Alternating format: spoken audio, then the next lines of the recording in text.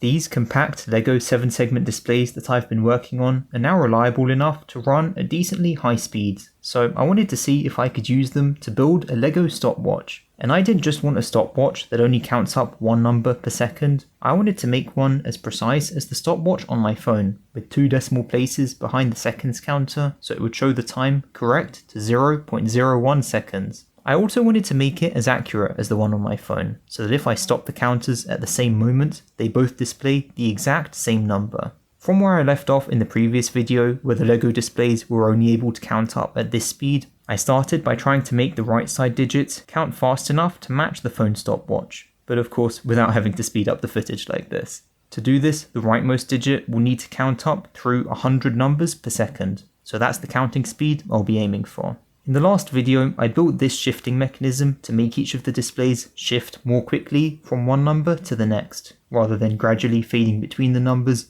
and leaving a lot of time where it's not entirely clear what number is showing. And I know there were a lot of comments saying it's never entirely clear what number is showing, even after I made a lot of improvements to the design. I do understand that, but you've got to bear with me here, because I really wanted to get my ideas for this stopwatch out there before making any more drastic changes to the design, especially since the reliability of the displays will be so important at high speeds. When I made the displays count up through over 2,000 numbers in the previous video, I do think that helped to show that the whole mechanism is pretty consistent and reliable as it currently stands. But there, I was only making it count up at about 5 numbers per second, so what happens if I try running it a lot faster? When the programming wheel of one of the displays completes one full rotation, this makes the display count up through each of the 10 numbers from 0 to 9. So if the programming wheel is rotating at 60 RPM, which is 1 rotation per second, this would give a counting speed of 10 numbers per second, which I'll be calling 10 NPS. By the way, throughout this video, I'm going to be talking about rotational speeds in terms of rotations per second, or RPS, as this will make all the numbers more clear in terms of how they relate to the counting speed of the displays. These motors that I'll be using have a nominal speed of 25 RPS, and the shifting mechanism has a built-in 10:1 gear reduction in order for it to work. This means we should expect the programming wheel of the first display to be rotating at 2.5 RPS, which would give a counting speed of 25 NPS. In actuality, the display was only counting at about 16 NPS because the motor was being slowed down a lot by all the friction in the mechanism. This was partly from the gearing, but mostly from this linkage that needed to be pushed back and forth so many times per second. Each time it did this, it was making the whole mechanism start to shake, and this will only get worse at higher speeds. When I connected the motor directly to the display, still with a 10:1 gear reduction, it was able to count at 22 numbers per second, so the motor was barely being slowed down at all, which meant that almost all the friction was coming from the shifting mechanism, and that the display itself actually needed very little force to turn. I added a second motor and gave each of them their own dedicated battery boxes. With this, the display was counting at 19 NPS, which was faster than how it was before, but it still meant the motors were only running at 75% of their nominal speed. Despite this, I was happy to see that even at these relatively high speeds, each of the 10 numbers could still fairly clearly be identified as the display shifted up through all of them, which meant that the rubber bands were doing a good job of snapping the segments back to their default positions between each press of the programming wheel. This was still so far below the 100 NPS I was aiming for though, so next I increased the input speed by adding a 1:3 gear ratio ahead of the motors. Even without any of the displays connected, the amount of shaking in the mechanism meant the motors were already being slowed down to roughly 80% of their nominal speed. When I actually did connect the first 2 displays, it only counted for a few seconds before both of the motors stalled. And even during those few seconds, the displays only looked to be counting at around 12 NPS, which was in fact slower than how it was with the 1:1 gear ratio. Keeping the shifting mechanism for the displays that needed to count the fastest didn't seem like it was going to work. In the comments on the last video, I saw some really clever suggestions for other shifting mechanisms I could use to make the axle rotate faster at some times than others, but all of these would run into the same problems when run at really high speeds. I decided that the best option was to replace the mechanisms behind these 2 displays with simple gear reductions, but keep the shifting mechanisms as they were for these 2 displays. My reason for including these shifting mechanisms in the first place was to make it so the programming wheels of each display jump more quickly from one number to the next, because this results in the displays taking less time to transition between the numbers compared to if the programming wheels were rotating at a constant speed. For the two displays on the left side, which, if I can match them to the phone screen, will be counting at one number per second and one number every 10 seconds, this improvement will still be very noticeable, which is why I'm opting to keep the shifters for those two digits. But this display will be counting at 10 numbers per second, and this one at 100 numbers per second. And if I am successful at getting it to run that fast, this video is only playing at 30 frames per second, which means you won't even be seeing the majority of the numbers counting by. And if you're not even seeing those numbers themselves, then if the transition period between the numbers lasts for 40% of the time as opposed to 20% of the time, that isn't going to make much of a difference. I can't compare the difference at that high of a speed because the whole reason for this change is that I can't make the displays count that fast with the shifting mechanism, but even here at 20 NPS, it's not that significant of a difference. I also found that even with the shifting mechanism, the faster I was running it, the less discernible each of the individual numbers were. So at even higher speeds, it's likely they wouldn't be that clear regardless. So that's why I chose to make this change for the two right side displays. This meant I could replace the shifting mechanisms behind the two right side displays with simple, linear 10:1 gear reductions, which should give the motors a much easier job of turning them. A really neat feature of this design is that I could revert any of these modules back to linear 10:1 gear ratios by simply replacing these sections that toggle back and forth with fixed axles to keep the lower input of the differential in place. The differential now serves as a simple 2:1 gear reduction, and that's already followed up by a 5:1 gear reduction here, so no extra changes were needed. Since I said that the right side display might be counting so fast that you won't even see all of the numbers, you might be wondering, what's the point of it at all? The point is that when it stops, it should stop on the exact correct number, so that the stopwatch can show how many seconds have elapsed up to that point with 2 decimal places of precision. So it's important that the display counts through all of those numbers so that it can stop on any of them, even if it's not always possible to make out what number is showing while it's running. To see if the displays could reach the 100 NPS I was aiming for, I pretty stupidly started by connecting the programming wheel directly to the motor with no gear reduction at all. And within a second or two, the programming wheel quite literally flew apart. So I knew that 25 RPS was above the limit of what these displays could handle, but given that that would be the equivalent of 250 numbers per second, I still had plenty of wiggle room to test it out at lower speeds. With a 15:1 gear reduction, the motor was very comfortably able to handle it. The display was counting up at 16 NPS, and all the mechanism was running very smoothly. This counting speed meant that the motor was spinning at 24 RPS, so only just under its nominal speed. So the display here was counting faster than it was with the shifting mechanism, and yet the motor was now barely being slowed down at all, which really shows how much less resistance there is now that I'm only using a simple gear ratio. Going down to only a 5:1 gear reduction, the motor was still able to cope with it, and this gave a counting speed of 45 numbers per second. I then brought it down to a 3:1 gear reduction, and it was fine for a few seconds, but then one of the plates broke off. I spent a while testing this, and sometimes it would last longer than others, but eventually something always broke off. Often it would just be one of the plates at a time, but sometimes the whole programming wheel would come off. Given that the display had been fine at speeds just slightly slower than this, I wanted to see if I could make any small improvements to help it hold together just a bit better. I found that a lot of the time these issues were the result of one or two of the pins getting lodged behind the tiles on the programming wheel, which I guess only happens when they get flung back at such high speeds. The higher force pushing the pin back also meant that the linkage it's attached to would often get stuck in its upper position, which would hold the segment off all the time. I added a stopper so the pin wouldn't move far enough back to get stuck, and changed the shape of some of the pins so they wouldn't get caught behind the tiles. A more subtle improvement I found was to change the direction of the tracks within the programming wheel. Looking closely, you can see that all 10 of the plates have a slight rake to them, which is simply due to how the tracks sit around the gear below. Up until now, they've had a slight upwards rake, and it stands to reason that this would make them more prone to breaking off than if they had a downwards rake instead. By reversing the track direction, I changed it to a downwards rake, and with it, the programming wheel now held together fine even with the 3:1 gear reduction. and the slight difference in angle actually meant I didn't even need that stopper anymore. This gave a counting speed of 74 numbers per second, so it was getting incredibly close to that 100 NPS I was aiming for. Though I must admit, the numbers certainly weren't all that clear to make out at this high of a speed. But then I brought the gear ratio down to 2.33 to 1. If this had worked, there's a chance it would have just barely broken the 100 number per second barrier, with the programming wheel rotating at 10.7 RPS. But sadly, after just a second or two, a plate of the programming wheel broke off and it stalled the motor.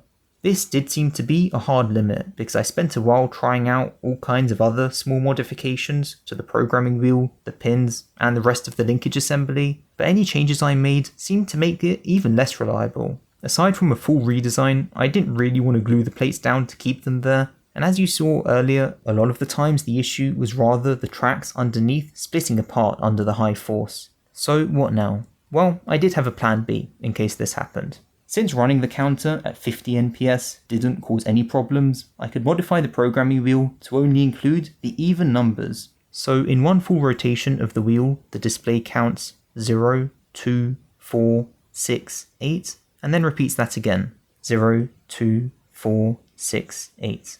This way, even though the programming wheel will be turning at half the speed I was aiming for, the display will still count from 0 to 10 in the same amount of time. I only needed to apply this change to the rightmost display of the counter, as this was the only one that will need to count at 100 numbers per second, and the subsequent displays will only need to count at 10, 1, and 0.1 numbers per second. Because of the speed difference of the new programming wheel, I had to change the gear ratio between these two displays from 10 to 1 to 5 to 1. Once again, the good old differential mechanism let me make that change without any major redesigns, as I could simply replace the differential inside of that module with a standard gear. So with it all together, these two displays represent the number of seconds that have elapsed, and these are the 2 decimal places of accuracy. So out of those, this one shows how many hundreds of milliseconds have elapsed, and this one shows how many tens of milliseconds have elapsed. Here it is running at a fairly representative speed. It's not timed perfectly yet though, as that's what I'll have to spend the rest of the video working on. I thought it would be helpful to put some text here to reiterate how each of the 4 displays are being powered. The one drawback of having the rightmost display only count the even numbers is that it halves the accuracy of the stopwatch. So it will only be accurate to plus or minus 0.01 seconds, as opposed to plus or minus 0.005 seconds. But I do think that was a fair compromise to make. So far, I've been using these really fast motors to power the display, but to get to that level of accuracy that I just mentioned, I needed some way to adjust their speed perfectly to make the displays count up by 1 second in a time of exactly 1 second. And I do mean exactly, with a tolerance of only plus or minus 10 milliseconds. All I've got at my disposal to control these motors are the standard power functions components. One option would be to use a battery box with variable speed or variable speed remote control, but neither of these would give me anywhere near precise enough control of the motor's speed. No gear ratio would be able to match the speed this perfectly, and even if I used a CVT to fine-tune the gear ratio, there would still be a huge amount of variability in the motor speed, based on how fully charged the batteries are, or how much resistance the motor encounters. Instead of those, I decided to use these Mindstorm's motors and hubs, since I could program them to move much more precisely. While these motors aren't as fast as the other ones, they can provide a lot more torque, so with some gearing I knew they'd be strong enough to run the displays at the correct speed. Even though these motors have a fair bit of control architecture in them, something that's a bit annoying is that there isn't any option to specifically control their speed, and the only option is to select the motor's power on a scale of 0 to 100. More power can mean more speed, but not necessarily. If I set the motor to run at its maximum power, it rotates at a decent speed and can provide a high amount of torque. But if I want it to turn any slower than that, my only option is to reduce the power. While less power can result in less speed, what these motors tend to do is to still rotate at a similar speed, but with much less torque, so they often just stall when actually trying to turn anything. Luckily, there is a setting you can apply called motor power, which makes the motor reflexively apply more torque if it encounters more resistance to try and maintain a consistent speed. With this applied, the speed of the motor was more proportionate to the power value chosen. So that was better, but even this way, selecting a motor power value between 0 and 100 didn't tell me much about what motor speed that would actually correspond to. To give myself exact control of the speed, I needed to make what's known as a control system. This is the general form of a control system, but it will be clearer if I just walk through how I implemented this with some code. Right at the start, the program defines some variables that it'll need for later, like the reference position of the motor and an initial guess for the motor's power, and setting time to 0 and making a flag for later. It then waits for me to press the button that will make the stopwatch start counting. As soon as the button is pressed, the program immediately starts a clock that begins counting up. This is one of the hub's internal clocks, and it's accurate to the nearest millisecond. It is this clock that's going to be trying to keep the whole Lego counter running at the correct speed. So it's crucial that it starts measuring the time from the exact moment the button first gets pressed. The program then makes the motor start rotating at the initial speed, and then it enters this loop. This is really where all the magic happens to control and maintain the motor speed, and the program will be looping through this bit of code hundreds of times to do this. First, it waits for 20 milliseconds, and then it asks the internal clock how much time has passed since the button was pressed. It multiplies this by the desired speed to calculate how far the motor should have rotated in this time. This is called the demand position. It then measures how far the motor has actually rotated in this time, and finds the difference between these two values. If the demand position is higher than the measured position, for example, it means the motor has been rotating too slowly, which means the chosen power value for the motor is too low. The program multiplies the difference it calculated by a gain and increases or decreases the motor power by this amount. I've also set some bounds for the maximum and minimum values the motor power can take, but I'll touch more on these in a moment. Finally, in this loop, it displays all of these values to the LCD screen of the hub, so that I can see how these values are changing as the code was running. That's the end of the code within the loop, so now the program will loop back to the start and go through all of those same operations again. Since a bit more time has passed, it asks the clock what the time is now and calculates how far the motor should now have turned. It measures the motor's actual position, compares the two values, and adjusts the power up or down accordingly. This whole process works much the same way as a closed-loop proportional controller, though it's not exactly the same because of how the motor power gets changed here.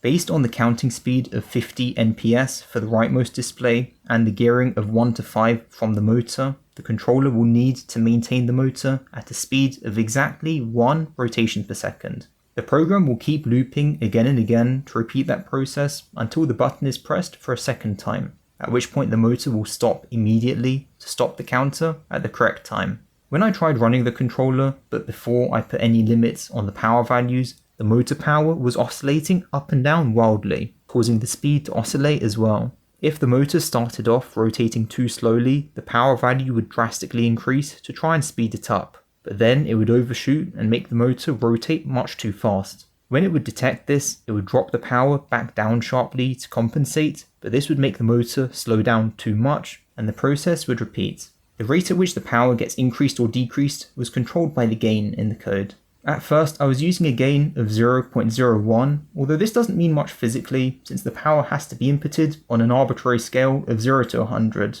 and the gain also has more or less of an impact depending on how fast the program is looping. Just like in a proportional controller, I could reduce the gain to reduce the amount of overshoot and oscillation, but this made the motor take a much longer time to reach the desired speed. And even once it did reach this speed, there was still a lot of oscillation up and down. My solution to this was, firstly, to choose a better initial guess for the motor power value, but also to add some bounds for the maximum and minimum allowable power. I started with fairly loose bounds on the power, but these already helped to stabilize the speed of the motor by quite a lot. After some trial and error, I was able to tighten the bounds to reduce the oscillation even more to maintain the motor speed at nearly exactly 1 rotation per second. Note the change of scale on the graph, by the way, and how much more accurate it is. And the beauty of using a control system for this is that it will keep to that speed no matter how long I run it for. So even if I were to let the motor keep running for a whole hour, I could be sure that it would have rotated exactly 3,600 times, as the controller is constantly measuring how far the motor has turned and keeping track of the time and how far it should have turned and adjusting the power to make those match. If I'd simply picked a power value that appeared to give the correct speed, any small inaccuracy in that would be compounded over time, which would cause the stopwatch to drift further and further from the correct value. I then tested what would happen if I added a lot more resistance to the motor. Most control systems should be able to maintain the correct motor speed despite any changes in the load torque by adjusting the power in real time to compensate. At first, I was assuming that my controller would be much less resilient because I had put such tight bounds on the motor power, but to my surprise, it still managed to maintain the speed near perfectly. Of course, this should require more power, but even though the hub was saying the power wasn't any higher, I think that in actuality, the additional power was being taken care of by that extra motor power setting I selected when I was programming the controller. Something else I added into the program once the motor stops and the code finishes looping was an extra bit of code to try and align the motor on the correct number of the display. The purpose of this was that when the motor stops, if it happened to stop just when the programming wheel was in between two numbers, then the code would calculate how far off the motor was from the next number and nudge it up so that the programming wheel was properly aligned onto that number. So with all that covered, here it is working. Something that was surprisingly tricky was trying to push the buttons at the same time to start the stopwatches, as the phone screen responded instantly when I touched it, but the Lego button had a few millimeters of travel, and I had to push it most of the way in for it to actually start the stopwatch. I think I was doing it pretty well, but it just meant I wasn't always sure if any slight differences in the final times were due to genuine inaccuracies, or just the stopwatches getting their signals at slightly different times. And I'd like to point out that often you can see me trying to adjust the displays a bit once I stop the stopwatches, and that's just me trying to make sure they're not in between numbers so we can actually clearly see what number they're meant to be showing. Another thing, it ended up being a lot easier for me to start the stopwatch and the phone from regular points, like 20 seconds or 30 seconds, soon after where I stopped them the previous time, so I didn't have to make the counter count all the way up to 99 and then back to 0 again every time. I did actually make an extra bit of code that measures how far the motor has rotated and moves it the remaining distance to get it back to 0, just as kind of a quality of life feature for me, but it still meant I was having to wait for a minute and a half for it to actually count through those numbers every time. And something else, that code I made to make the motor nudge forwards to the next number if the display was in between numbers, it seemed like it wasn't always working correctly, and some of the times the stopwatch was already on the correct number, and then the motor moved it up to either the wrong number or to put it in between numbers. So I do apologize for that. I think the reason for this happening was that I often aligned the displays manually each time before starting the stopwatch, but because of some backlash in the mechanism, the motor position that the code thought corresponded to the displays being properly aligned was actually the position where they were partially misaligned. But still, I should have probably anticipated that and done something to fix it. Despite that, I am pretty happy with how these displays turned out. I know the displays aren't as clear as they ought to be, but getting them better is tough at this scale. But thanks for watching, and I'll see you in the next video.